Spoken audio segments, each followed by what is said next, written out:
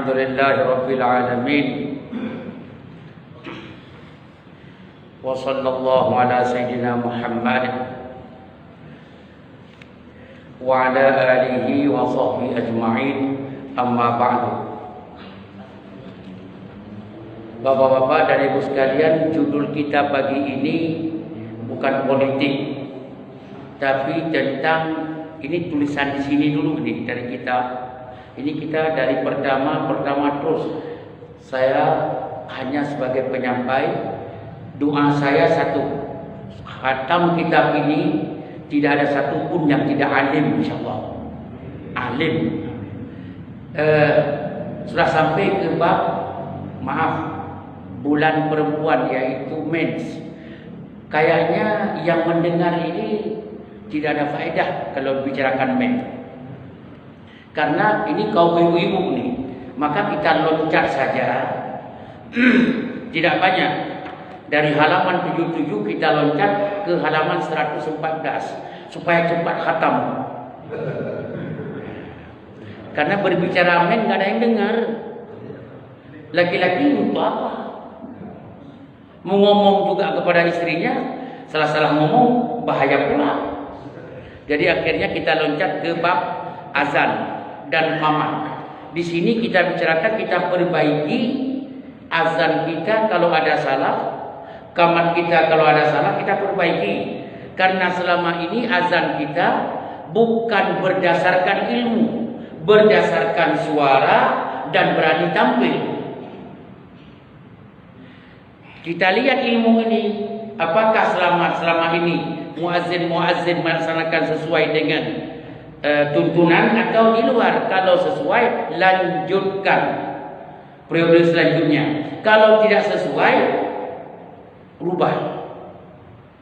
Ya, azan itu dengan baik-baik ini. Memang aneh kalau bapak dan ibu-ibu ada yang mudah-mudahan ada. Berapa orang? 2,5. Mudah-mudahan ibu dijaga oleh Allah. Azan itu adalah dengan baik-baik.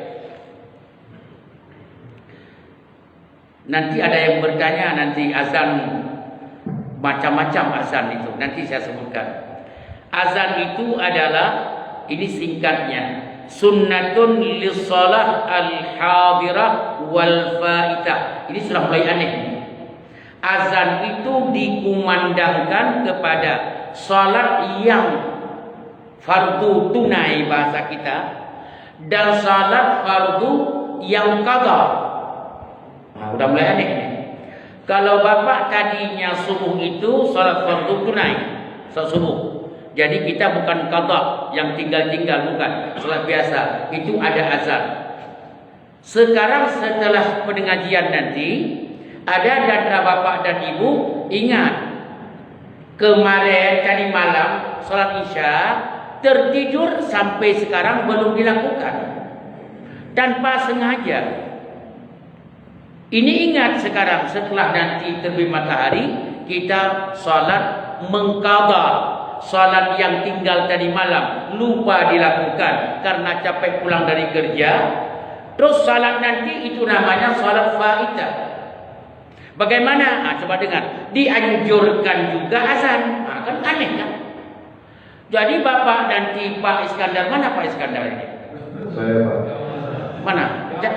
Jangan bersembunyi, sinilah. Ini Pak, kalau nggak ada Pak Iskandar seperti orang makan sayur mayur tanpa terasi gitu. Pak Iskandar ingin contoh Pak Is, panjang umur insyaallah, sehat selalu. Kalau Pak Iskandar tadi malam lupa, nanti insyaallah setelah kajian, setelah makan bubur dengan roti, Pak Iskandar berwudu masuk masjid ingin salat isya kemarin yang tinggal, lupa. Itu qadha. Begitu berdiri langsung azan pula beliau jam 7 pagi nanti. Bagi orang yang tidak belajar fikih seperti ini aneh. Ini Pak Iskandar sudah ada apa nih? Perlu diikat untuk dibawa ke rumah sakit. Padahal yang diikat dibawa ke rumah sakit bukan Pak Haji Iskandar yang azan jam 7 pagi. Tapi yang ikat Pak Iskandar itu perlu diikat. Ulang. Ini kan nggak pernah dengar kita kan? Bukan nggak pernah dengar, jarang ikut kajian. Bukan jarang ikut kajian, sibuk dengan urusan dunia. Habis sibuk dunia ditinggalkan kepada orang lain dunia ini. Berantakan, capek aja, tapi nggak pernah selesai. Ulang. Wal adzan sunnatun lis salatil hadirati was salatil faitati. Azan itu tidak hanya untuk salat biasa saja, tapi kalau Anda mau qadha salat yang lalu tinggal, salat kemarin, tadi malam atau tahun lalu, tinggal salat itu Anda mau qadha, sebelum Anda takbir Allahu Akbar, Anda azan dulu. Nah, kan aneh itu. Bukan aneh, tidak pernah ikut kajian. Malah kalau diumumkan seperti Ustaz ngomong tadi, orang pada cepat-cepat keluar sebelum melihat Ustaz naik. Kan nggak enak kalau Ustaz naik setelah di mimbar kita langsung meninggalkan. Cepat-cepat ke sana ngapain? Main HP. Ulang. Azan tidak hanya kepada salat biasa, tapi Anda mau qadha salat sendirian pula qadha salat kan? Azan juga dulu. Coba dipraktek sesekali Pak Iskandar. Saya bawa tali dari belakang. Siapa? Begitu ada protes, dia kita ikat. Bukan Pak Iskandar yang salah, dia kagak ikut kajian. Jawab serentak, jelas. Semangatlah, jelas. Alhamdulillah. Sudah. Kemudian sunnatun muakkadah 'alal kifayah fi haqqil jamaah. Kalau mau salat berjamaah yang azan cuma sekali. Jangan nanti begini, azan lagi terus, azan terus, nggak boleh. Sudah. Amma bin nisbah lil munfarid. Nah, coba lihat. Munfarid, tahu nggak munfarid? Anda kejar dari rumah untuk salat subuh di Masjid An-Nasr. Tiba-tiba sampai di sini, begitu Anda pas 1 rakaat lagi, cepat Anda masuk karena terlalu buru-buru, kentut pula di tangga. Langsung wudu begitu lagi mau salat berjamaah, imam pula assalamualaikum warahmatullah, assalamualaikum warahmatullah. Anda belum salat subuh karena ketinggalan. Itu namanya munfarid, Anda sendirian salat. Orang salat sendirian pula dianjurkan azan sebelum salat. Nah, coba lihat. Makanya sedang saya mengajar begini, datang orang sholat nanti di luar sama Pak Haji itu yang ganteng itu. Orang di luar sholat, didamping Pak Haji, langsung dia azan dulu. Allahu Akbar, Allahu Akbar, Allahu Akbar, kata Pak Haji. Ini orang pengajian ini. Biarkan, jangan ditangkap orang itu. Malah kita, hei, gila lo, azan kapan? Ini enggak. Orang mau salat terlambat sendirian tinggal di rumah, di masjid, di kantor, salat sendirian dianjurkan azan juga. Saya tanya ini, selama ini sudah umur kita ini semua di atas 30 ini. Umur kita semua di atas 30. Pernah dengar enggak itu? Nah, kan itu. Makanya saya katakan, jangan sampai kembali ke alam baka. Jangan sampai dipanggil kita oleh Allah untuk selama-lamanya kita kembali kepada Allah dalam keadaan enggak tahu apa-apa. Kan malu dengan Allah. Tinggal dalam lambung padi. Tikus tinggal dalam lambung padi, mati kelaparan. Enggak enak mendengarnya. Hidup di sekitar jamaah An-Nasr. Masa orang enggak tahu ilmu An-Nasr? Siang malam ada ustaz yang menceritakan agama. Tapi ada yang meninggal dunia enggak tahu apa-apa. Kan malu. Tinggal di lambung padi kita ini, yaitu Masjid An-Nasr di Lampung ini. Lembung atau lambung? Lumbung, bukan lambung. Saya kira lambung itu tempat simpanan nasi. Jadi lambung padi tempat simpanan padi bukan. Lumbung, ya sudahlah, beda-beda tipis lah. Tinggal disesuaikan. Jawab serentak jelas. Coba sesekali diprakteklah. Pak Haji ini tiba-tiba terlambat sekali. Coba azan sekali di depan Pak Iskandar, katanya, ini salah atau benar ini? Azan aja. Itulah saya katakan, maaf, azan tidak hanya ilmu. Tidak hanya untuk salat berjamaah biasa, tapi azan untuk salat qadha ada azannya. Sendirian kita belum salat wajib, sebelum salat wajib azan dulu. Tapi berhati-hati melakukannya di depan orang yang belum paham. Habis kita disikat nanti. Tapi ilmunya tetap. Pertanyaan sekarang saya tanya. Kalau ada orang azan nanti jam 7 pagi di sana di masjid. Dia mau qada salat. Azannya gede juga. Kira-kira semua orang mengatakan apa? Stres kan? Betul kan? Yang benar siapa? Orang yang menilai dia stres yang benar, atau orang yang streskan itu yang paling benar? Yang mana? Akhirnya manusia masyarakat lebih membela orang-orang yang salah. Yang kita bela orang salah. Itulah politik sekarang. Yang salah itulah yang kita bela-belain. Yang benar dianggap stres. Maka saya bilang ilmu, maaf ya, ayo kita belajar yang benar. Sudah, kita lanjutkan. Ya, ada enggak dalam Quran menyebutkan azan? Ada. A'udzu billahi minasyaitonir rajim. Firman Allah, "Idza nudiya lis-salati min yaumil jumu'ah." Bukan Jumat. Jumu. Mu itu u. Jumu'ah. Bukan hari Jumat, hari Jumu'ah. Ini Quran ini. Ya ayyuhalladzina amanu idza nudiya lis-salat min yaumil jumu'ati fas'au ila dzikrillahi wa dzarul bai'. Kalau kamu nudia dipanggil ila salat untuk salat hari Jumat, salat Jumat itu, nudia itu dipanggil, panggilnya bukan pakai mikrofon dengan suara salat, bukan. Azan itu pemanggilan salat. Kalau begitu, azan dalam Al-Quran disebutkan memanggil. Bentuk azan dalam hadis. Dalam Al-Quran tidak ada bentuk, cuma disebutkan azan. Kemudian di dalam hadis, idza hadaratis shalah, kalau sudah tiba waktu salat, fal yu'adzin lakum ahadukum, ada satu di antara kalian yang azan. Terus, nah ini sudah mulai ini. Wal ya ummakum akbarukum, yang jadi imam akbar, orang besar di antara kalian. Tuh, ulang lagi kan?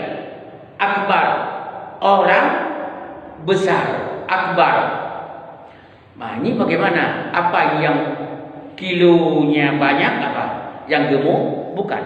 Akbar di sini adalah akbar di segi ilmu, akbar di segi baca Quran, akbar di segi umur. Kalau ada orang berumur di situ, itu akbar namanya. Cuma dia orang besar di umurnya, kecil di ilmunya, nggak boleh. Ada orang besar di ilmunya, ya, ilmunya besar, tapi kecil di Qur'annya, enggak. Akbarukum di sini adalah tidak hanya umur dia sudah sepuh, sudah bagus, kemudian tambah ilmunya banyak dan memahami Al-Quran yang dia baca. Maaf, harus ada 3 syarat di dalam keimaman. Kesimpulannya 2. 3, kalau 3 yaitu pertama, memahami kaidah salat. mana yang wajib, mana yang sunat, mana bagaimana yang benar. Itu adalah imam. Imam memahami kondisi salat, menguasai secara hukum mana yang kalau ditinggalkan perlu sujud sahwi, kalau dilakukan ini tidak ada tambahan enggak apa-apa, kalau tidak dilakukan ini tidak perlu sujud sahwi, kalau begini paham tentang itu yang jadi imam. Dan Quran yang dibaca harus benar. Sebaiknya umurnya sudah tua-tua.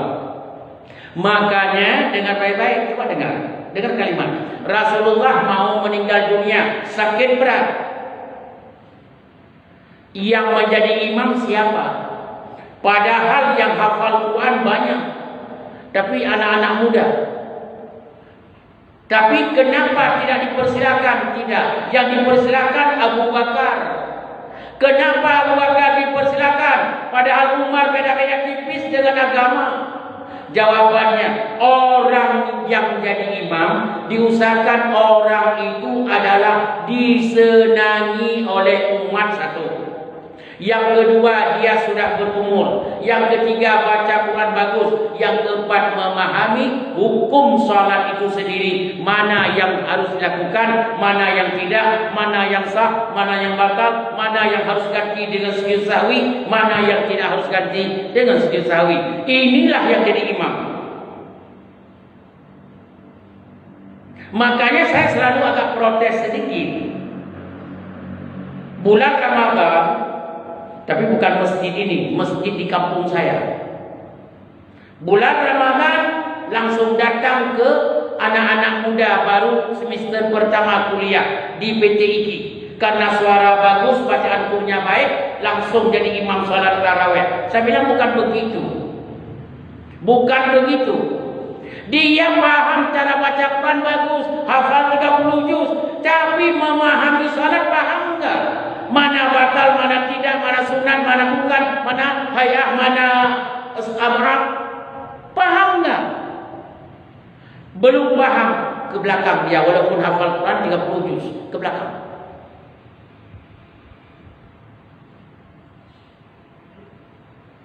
Begini Pak. Maaf. Ada orang jago bawa mobil luar biasa, umurnya 16 tahun. SIM pun belum ada. Tapi jago karena ayahnya memberikan kesempatan di lapangan di rumahnya tiap hari balap-balap dari umur SD. Umur 16 tahun. Dia belum tahu rambu-rambu, belum tahu kapan harus masuk di kota-kota, enggak, belum pernah. Jawabannya, kita enggak aman. Mau pengajian. Kita enggak aman dengan dia sopir. Enggak aman. Kenapa? Rambu-rambu kapan harus masuk? Kapan begini? Ini kan perlu rambu. Itu memahami jalan namanya. Jangan andalannya buat hafal Quran 30 juz. Anak Masya Allah. Tapi dia rambu-rambu salat tahu enggak? Kalau belum 30 juz hafal Quran, ke belakang dulu. Maju orang yang tidak hafal Quran banyak, tapi yang dibaca cuma ayat-ayat itu saja, dia persilakan ke depan. Jangan andalan suara dengan bagus baca Quran saja, jangan. Andalan kita kalau mau jadikan salat ini sebagai awwalu ma yuhasabu yaumal qiyamah, waktu pertama pemeriksaan amalan salat kita, yang pertama diandalkan salat. Jangan sampai salat ini asal-asalan. Jangan cari orang yang jago baca Quran tapi suaranya bagus, tapi memahami salat, tidak ada ilmu tentang salat yang benar. Mana yang wajib, mana yang sunat, mana yang boleh, mana yang tidak. Kalau tinggalkan perlu diganti. Atau itu kalau nggak ngerti, mending dia di belakang.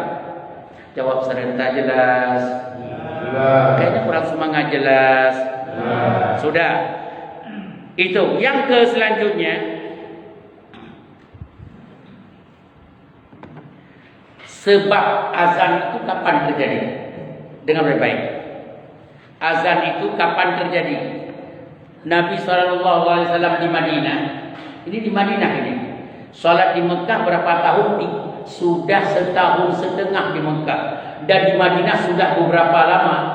Akhirnya, ya, begitu sampai di Madinah, umat Islam ini hadis sahih. Hadis ini riwayat Imam Bukhari dan Imam Muslim, bukan hadis kaleng-kalengan ini. Muslimun sudah ada di Madinah, yajtami'una, mereka berkumpul di sebuah tempat untuk salat, yaitu di masjid. Kemudian mereka laisa yunadi laha, mereka belum bisa bagaimana mengumpulkan orang untuk salat di masjid. Fatakallamu yauman dzalika, akhirnya mereka berunding bagaimana supaya bisa orang datang ke masjid, bagaimana caranya.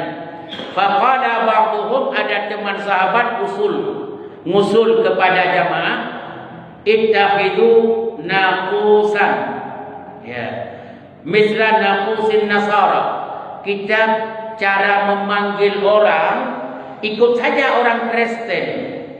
Orang Kristen cara memanggil orang trompet. Kita ikut aja orang Kristen, kata orang Muslim, sahabat-sahabat Nabi di Madinah. Ikut aja orang Kristen. Kristen kan ada trompet. Apa bagaimana suara trompet? Ini trompet Aceh. Suara trompet Aceh. Di sini trompet Bintaro bagaimana suaranya? Ya, ikut saja trompet orang Kristen. Satu usulan. Yang kedua, waqala ba'dhum, ada juga enggak boleh dah kita angkat tangan yang lain. Saya boleh usul, boleh. Bal bukan misla qarnil yahud.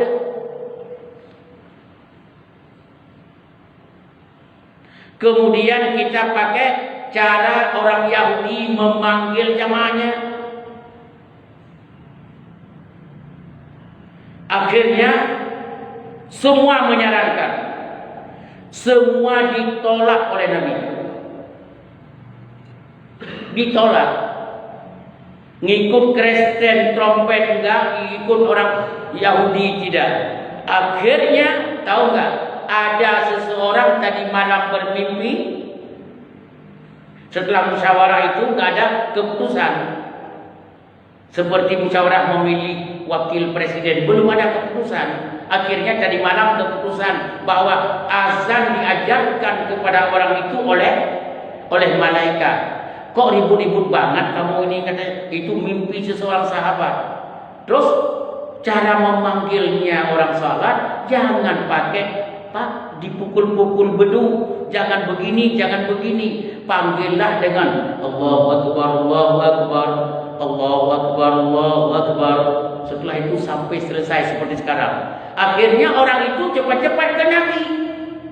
Pagi-pagi, ya Rasulullah, saya tadi malam begini. Ah, tuh baru mantap katanya. Ngomongin panggil Bilal bin Rabah, orang hitam keturunan Ethiopia. Panggil dia, suaranya mantap dia, ajarin dia cara membaca itu, azan itu, biar dia yang azan. Diajarin pula oleh orang yang mimpi tadi kepada Bilal bin Rabah. Bilal bin Rabah pula surah hafal, akhirnya Bilal yang azan, suaranya luar biasa. Makanya kata Rasulullah, ya Bilal, qum fanadi bis shalah. Bangun azan, panggil orang untuk salat.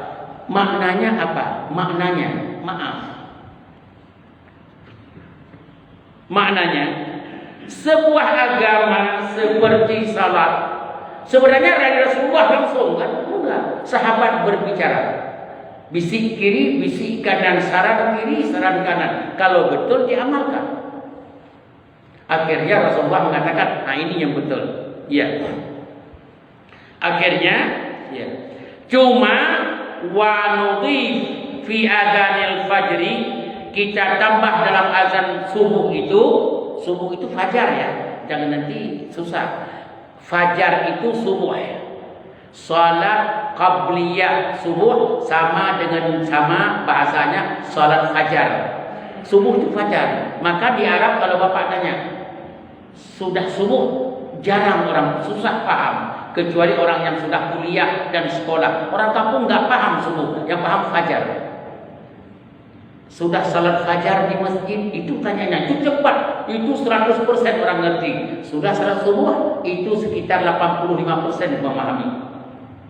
Jadi fajar itu subuh. Makanya salat sunat fajar, salat sunat qabliyah subuh. Salat fajar, salat subuh. Jadi diazankan azan itu ditambah di fajar, as-salatu khairum minan naum. 2 kali.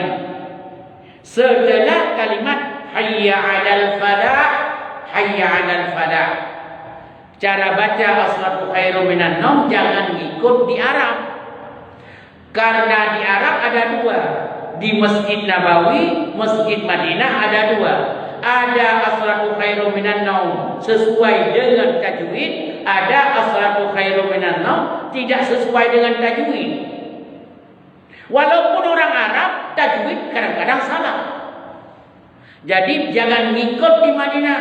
Contoh atau di Mekah yang salah azan di Mekah 1 karena orang itu tidak memahami tajwid atau sudah diajarkan budaya dia tidak pakai tajwid. As-salatu khairum minan naum. Itu enggak begitu. Karena minan naum itu madlin. Sepakat ulama dunia. Minan naum itu madlin. Di sana enggak dipanjangin. As-salatu khairum minan naum. Itu yang salah itu enggak usah diikut. Akhirnya ada masjid di sini azan persis seperti itu. Saya bilang ini apa ini? Jadi tolong ya. Jangan dibawa mentah-mentah. Karena yang azan di Masjid Haram itu dan Masjid Nabawi setelah saya coba tanya kepada orang-orang alim di sana, dia belum tentu orang alim. Tapi ada 2 yang azan di Madinah dengan Masjid Nabawi. Yang pertama dia adalah orang dekat dengan orang penentu kebijakan. Iya. Kemudian coba ini syarat azan. Kita kejar sedikit ini. Azan boleh siapa saja enggak? Azan boleh siapa saja enggak? Boleh. Lihat syaratnya. Pertama, al-Islam. Pastikan dia muslim. Yang kedua, ini at-tamyiz. Anak-anak yang sudah memahami, kalau bahasa saya sudah paham azan itu apa, bagaimana sikap orang azan, paham. Bukan anak main-main azan di sini, nggak bisa. Kalau kita anak saya bagus suaranya azan, nak. Dia belum paham. Tidak harus balik ya. Anak masih kelas 2 SD, kelas 3 belum paham. Kalau dia suruh salat, lihat kiri, lihat kanan dia. Itu jangan. Anak-anak walaupun belum akil balik, tapi dia paham salat itu. Kalau salat nggak pernah canda dia dan khusus seperti orang kita, cuma belum balik. Dia boleh azan sudah. Sudah 2. Yang ketiga, boleh nggak azan ibu-ibu yang cantik, suaranya mantap, boleh? Kok kurang semangat ini? Boleh? Jawabannya begini yang bagus. Tahu. Kalau kami bilang tidak boleh, nanti kita mengatakan boleh kayak tadi. Azan sendirian, kalau kami bilang tidak boleh, rupanya boleh. Ini sudah mulai ragu, bukan ragu. Kalau sudah di depan ilmu nggak berani. Biasa begitu. Contoh, ini contoh nih. Kita orang jual gula di dalam plastik semuanya. Udah dibungkus-bungkus. Ini berapa kilo, Pak? Ini 1 kilo, ini 2 kilo, ini setengah kilo. Oke, boleh saya timbang? Mulai ragu dia. Sampai enggak 1 kilo ini? Memang begitu. Tadi sebelum ada timbangannya berani. Begitu ada di depan timbangan, tarik nafas, ya nggak apa-apa pun dicoba. Kalau kurang kita tambahkan begitu. Bini juga, saya tanya, perempuan boleh azan nggak? Kalau bilang boleh, alasannya apa? Kalau bilang tidak boleh, alasannya apa? Jawabannya yang paling bagus, jawaban Pak Iskandar. Ustaz ngomong aja, nggak usah nanya-nanya. Masya Allah, yang penting kita sehat semuanya. Kita ngomong aja, nggak usah nanya-nanya. Betul Pak Iskandar begitu ya. Syarat yang ketiga azan itu adalah pertama Muslim tadi, orang Islam azan.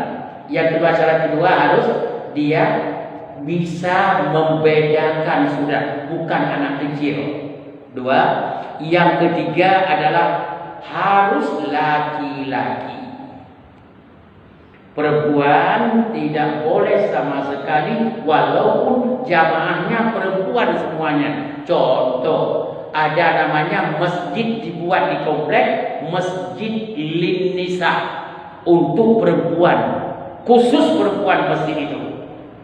Atau musalla Lin Nisa, musalla untuk perempuan. Dia salat asar, maghrib, isya, perempuan semua. Boleh enggak azan? Jawabannya tetap tidak boleh. Kenapa? Kenapa? Jawabannya, perempuan tidak boleh tampil ke depan,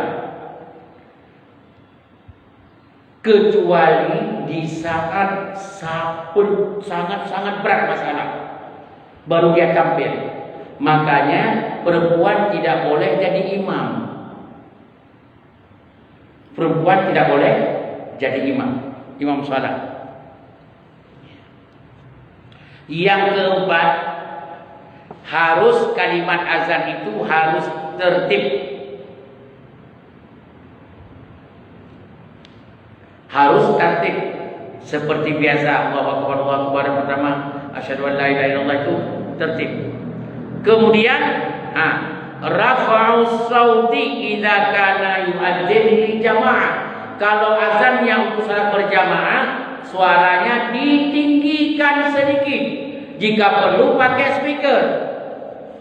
Makanya kalau peraturan pemerintah membuat tidak boleh pakai speaker di masjid untuk azan, ini bertentangan dengan hukum Islam. Harus tinggi suara. Masa Nabi kan nggak ada speaker, kan gitu jawabannya. Kan nggak ada mic pada zaman Nabi.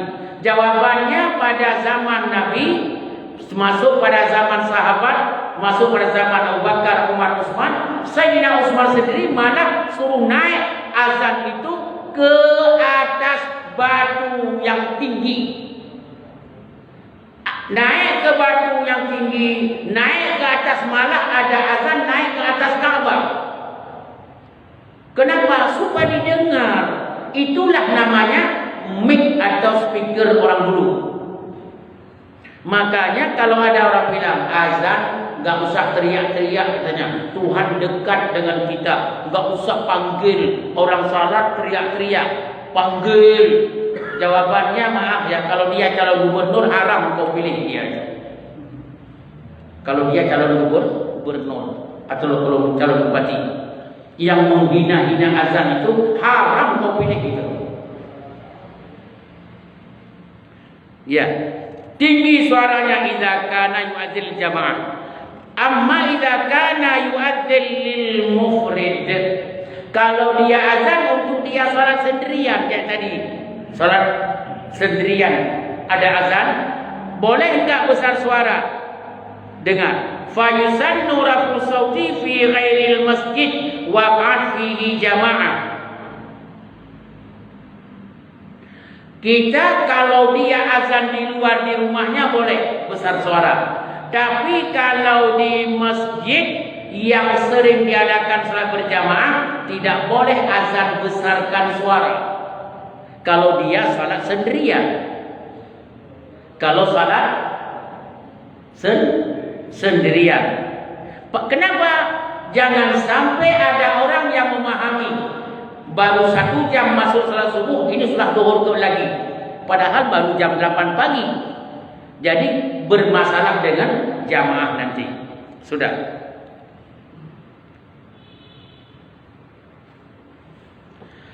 Coba lihat faedahnya orang azan. Ini saya mau puji, bukan saya puji. Hadis-hadis Nabi memuji orang azan. Hadis riwayat Imam Bukhari, Nabi berkata kepada Abi Sa'id Al-Khudri, "Inni araka tuhibbul ghanam wal badiyah." Saya melihat kamu wahai Sa'id Al-Khudri, sahabatnya. Kata Rasulullah, saya melihat kamu wahai sahabatku Sa'id Al-Khudri, tuhibbul ghanam, senang dengan hewan-hewan peliharaan, dengan banyak, senang sekali saya. Ifa idza kunta fi ghanamik, kalau kamu sedang gembala kambing di pasir, di padang pasir, atau di lembah-lembah di mana kambing sedang makan-makan, jauh dengan masjid, fa adzanta lis-shalah, kalau kamu mau salat, azan. Coba lihat.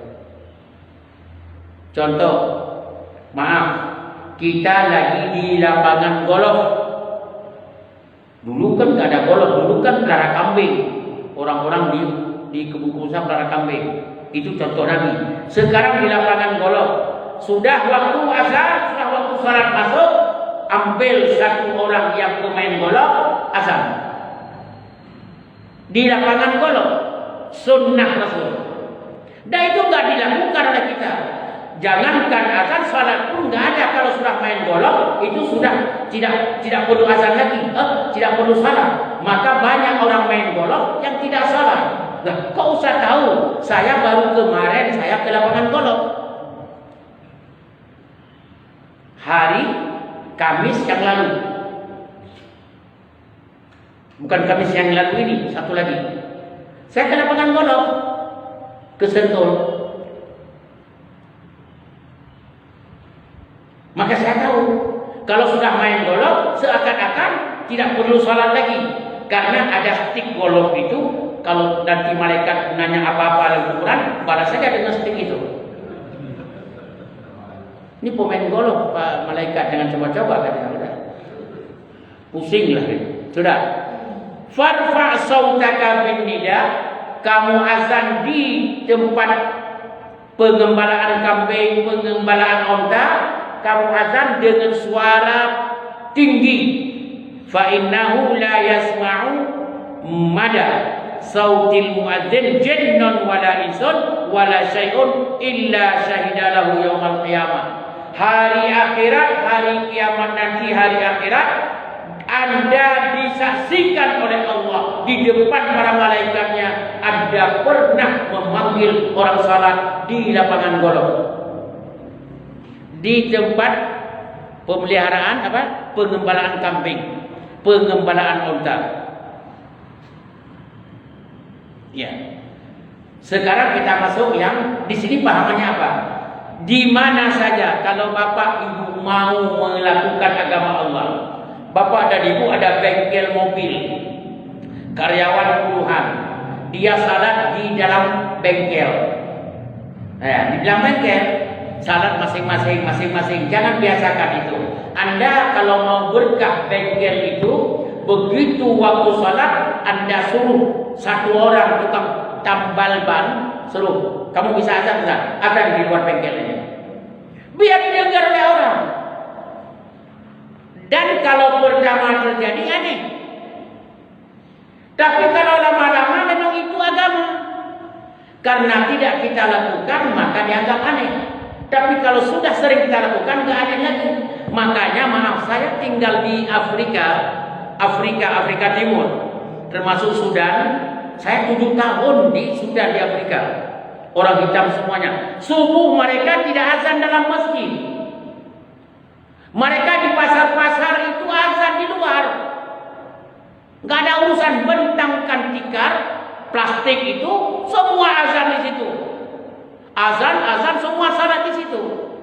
Jadi orang maaf, kalau di Timur Tengah masalah azan itu tidak mencari masjid. Di kita azan di masjid. Maka maaf, kalau mau agama, Anda punya perusahaan, orang kerja banyak, begitu waktu datang suruh azan satu, walaupun di luar, di pinggir jalan.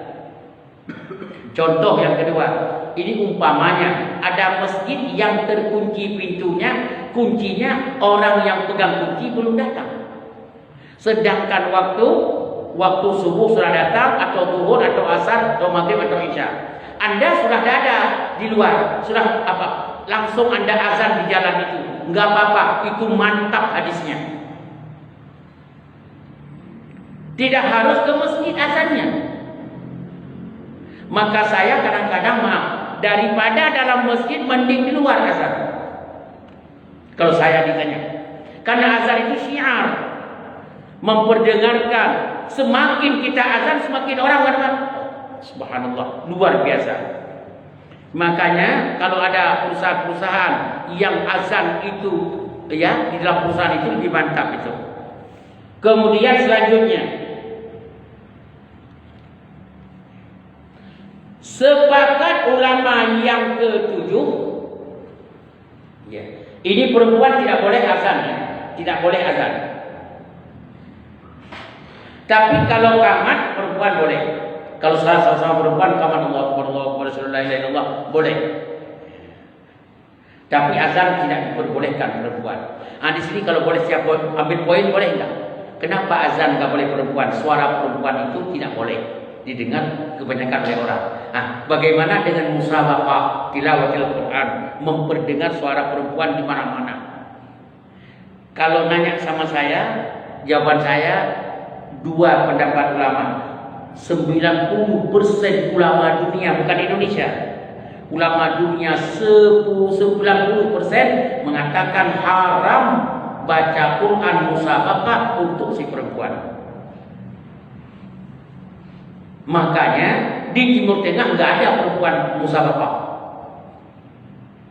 Hanya musabaqah yang ada kebanyakannya di Indonesia, sekitar Asia Tenggara ini.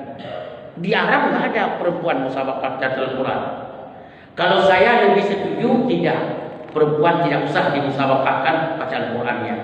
Cukup dengan diajarkan dia hafal Quran dan mendidik orang-orang masyarakat sekitarnya, termasuk perempuan dan anak-anaknya. Dia tidak perlu diandalkan hafal di depan umum memperdengarkan suaranya yang cantik, suara baca Quran, tak perlu. Kalau saya begitu, tapi ulama ada dua pendapat. Pendapat yang membolehkan sedikit sekali, lebih banyak yang tidak membolehkannya. Yang sedikit itu termasuk Indonesia. Maka ada musabaqah dalam Quran, perempuan itu. Kalau saya usulkan, saya belum bahagia, karena saya lebih berpihak pada pendapat yang mayoritas yang kuat tadi. Tapi bukan tidak pernah saya haramkan. Yang musabaqah lah, tapi sebaiknya bahasa saya, sebaiknya perempuan tidak melibatkan diri untuk memamerkan suaranya.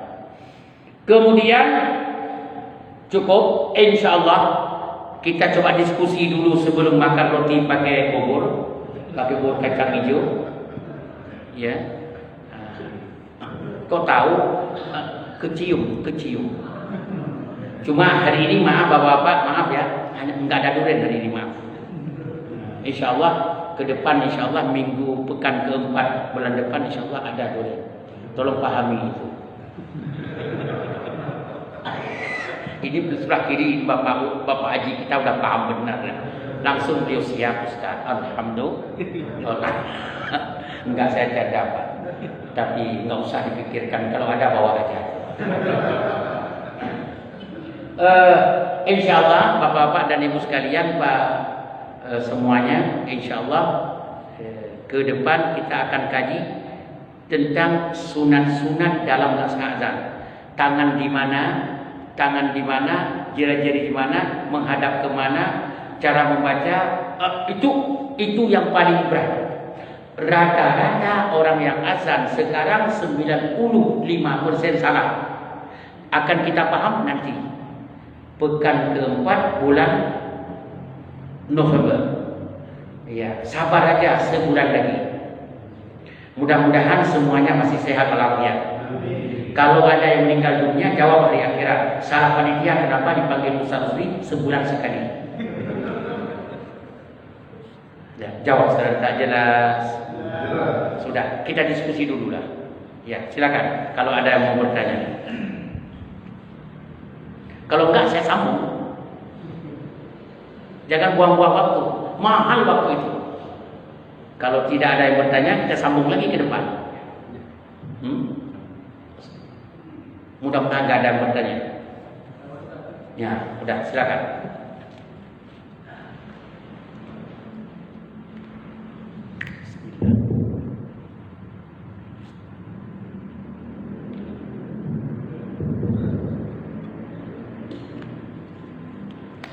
Terima kasih Pak Ustaz atas kesempatan ini. Assalamualaikum warahmatullahi wabarakatuh. Waalaikumsalam warahmatullahi wabarakatuh. Tadi kan disampaikan oleh Pak Ustaz terkait masalah azan ya Pak Ustaz ya. Iya. Jadi kita diharuskan azan ketika ingin sholat qada maupun sholat wajib. Yang saya ingin tanyakan Pak Ustaz, ketika kita sholat fardu itu biasanya kita terlambat masuk masjid berjamaah. Ini yang sering kita lakukan, keterlambatan, tetapi kita cuma hanya tetap ada imam, tetapi kita cuma hanya qomat. Apakah itu boleh dilakukan atau kita harus saja karena kita terlambat sholat fardunya berjamaah? Iya. Tidak tepat Pak. Mungkin barangkali juga ya Pak Ustaz. Terima kasih. Assalamualaikum warahmatullahi wabarakatuh. Waalaikumsalam warahmatullahi wabarakatuh. Saya jempol Pak pertanyaannya. Untuk Bapak khusus boleh tambah buburnya nanti. Terima kasih Ustaz. Begini, Masjid An-Nasr salat zuhur sudah selesai. Masuk jam 1 kau sudah selesai zuhur. Tiba-tiba ada satu rombongan masuk, mau berjamaah. Masjid terbuka, dingin AC, masya Allah. Masuklah mereka. Sebaiknya dia azan. Cuma azannya jangan gede suaranya pakai speaker. Nanti datang Pak Iskandar, udah azan tadi Mas. Jangan cari-cari penyakit mesti kami. Perang pula nanti. Tapi azan tanpa speaker yang didengar oleh orang yang hadir jamaah mereka saja. Sedang azan begitu, Pak Iskandar masuk mengambil dompet uang, lupa tadi. Begitu masuk, ini apa-apa azan ini? Ingat, oh ini yang diajari oleh Ustaz ini. Masya Allah, ini udah benar ya. Pak Iskandar langsung menerima, langsung dalam catatan Pak Iskandar, orang ini paham agama. Tuh, azan. Tapi kalau tidak azan boleh tamat? Boleh.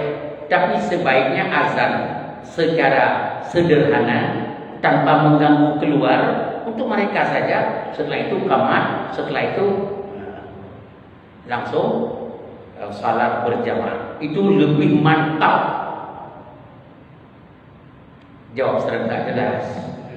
Ya. Itu terima kasih penanyanya. Ya.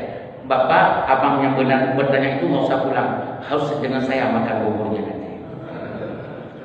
Silakan yang lain. Oh ya. Assalamualaikum warahmatullahi wabarakatuh. Waalaikumsalam warahmatullahi wabarakatuh. Pertanyaan saya Pak, kalau itu diterapkan seperti di masjid Haram atau di Madinah, mereka pada datang setelah azan. Oh iya, semua azan sih. Bagaimana? Ya, itu pertanyaan luar biasa. Boleh tambah bubur juga ini. Ini Pak Haji, masya Allah pertanyaan dua-duanya ini maaf ya, saya jempol betul ini. Ini istilah duren musangking kan? Pertanyaannya itu. Begini, di Masjidil Haram di sini ada 10 orang, ada 3 orang, begitu. Penuh, mungkin ada 100 jamaah yang sedang salat berjamaah masih ngebuat dengan kelompok masing-masing kena terlambat kan? Jawabannya agama mengatakan sunat azan. Silakan azan. Tapi kalau di sini satu dekat-dekat satu itu gabung kita. Oh tapi orang Indonesia nggak mau gabung karena itu orang India katanya. Nah itulah orang Indonesia ini.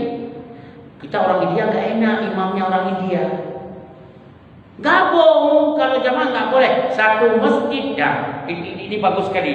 Satu masjid lebih dari satu jamaah nggak boleh. Contoh, teman Pak Iskandar di sana, udah wudu ada 5 orang, masuk dari sini. Teman Bapak Haji ini wudu ada 10 orang masuk dari sini. Yang di sini salat berjamaah. Di sana masuk, alah itu bukan orang kita. Kita buat jamaah lain, enggak sah berjamaah yang kedua. Jamaah berjamaah yang kedua tidak sah selama dia jamaah yang pertama duluan takbir. Allahu Akbar duluan ini. Ini yang duluan sah. Yang datang belakangan walaupun hanya baru saja takbir pertama di sana buat jamaah lagi enggak sah jamaah di sana. Tidak boleh dalam satu masjid 2 jamaah. Iya 2 jamaah. Tentunya 2 imam. Tidak boleh. Hadisnya adalah hadis yang tadi. Falyu'ammim akbarukum. Silakan ambil satu dari kalian jadi imam. Itu hadisnya. Tidak boleh 2 imam. Makanya di kita biasanya masuk Istiqlal terlambat, masuk masjid ini di sana atau ada maaf ya 2 rombongan yang saling tidak kenal, di sini buat imam sendiri, sana imam sendiri. Ini saya ngomong apa adanya. Contoh saja, saya dipanggil saya naik haji lewat Pondok Gede. Saya baru 2 kali saya masuk ke Pondok Gede apa namanya? Sebelum berangkat 1 hari itu apa namanya? Karantina di Pondok Gede. Kadang mesti besar. Saya seumur saya naik haji 33 kali haji saya, 2 kali baru masuk karantina Pondok Gede. Masuk ke karantina Pondok Gede. Selama ini enggak langsung saja ke airport.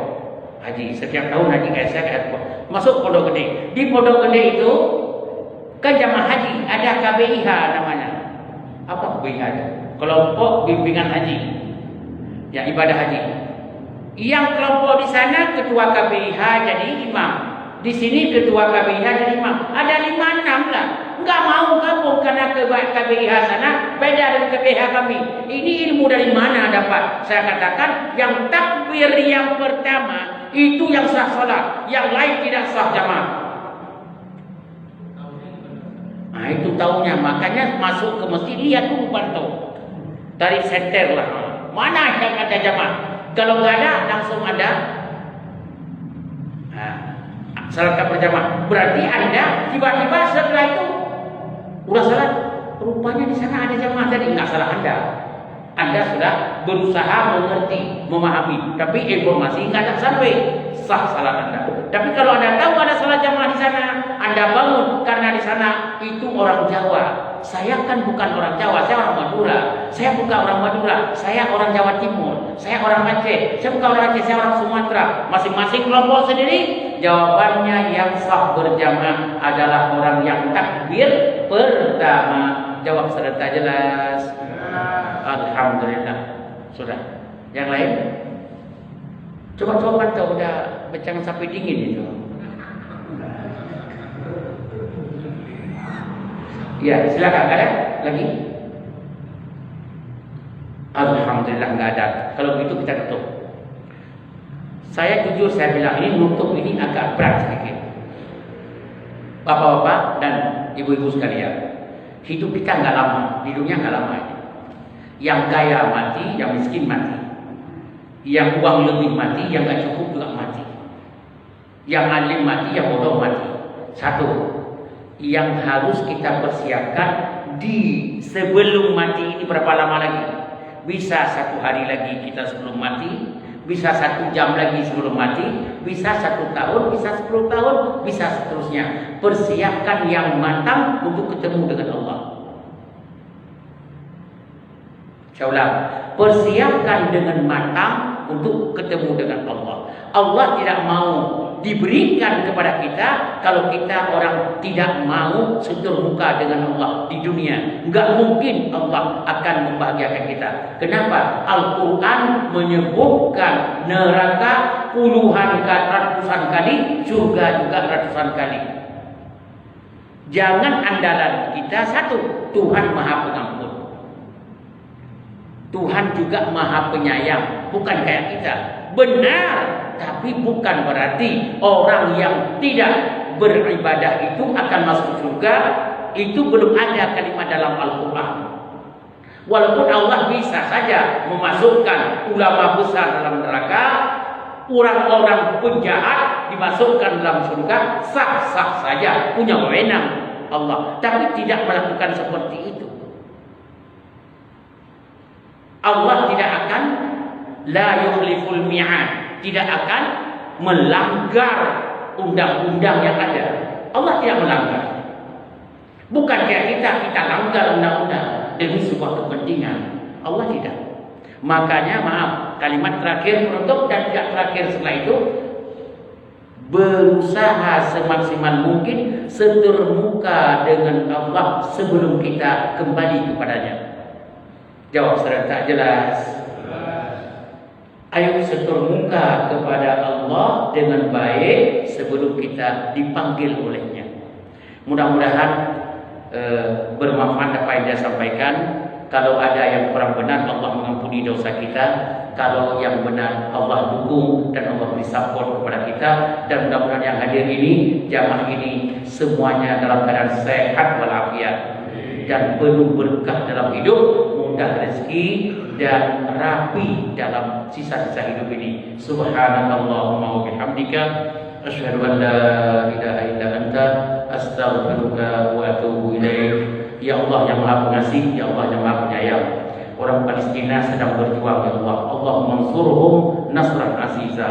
Allahumma ansurhum nasran aziza. Allahumma ansur ikhwanana al-muslimina al-mujahidina fi Filistin ya rabbal alamin. Allahumma ya Allah ya rabbal alamin, ya dzal jalali wal ikram, arji' Masjid Aqsa fi habil muslimin ya Allah. Kembalikan Masjid Aqsa untuk dikuasai oleh orang Islam ya Allah, bukan dijajah dan dikuasai oleh orang-orang Israel ya rabbal alamin. Allahumma ya Allah dammir Israili tadmira. Ya Allah, hancurkan penjahat dalam Israel ya Allah, sebagai penjahat besar, hancurkan sehancur-hancurnya ya Allah. Wa dha'if quwwatahum, lemahkan kekuatannya ya Allah. Wa zalzil aqdamahum, goyangkan dari bawah ya Allah supaya roboh negara Israel itu ya Allah. Allahumma ansurna wansur muslimin wansur mujahidin fi difa'i an ardihim fi Palestin ya rabbal alamin ya dzal jalali wal ikram. Rabbana atina fid dunya hasanah wa fil akhirati hasanah wa qina azabannar.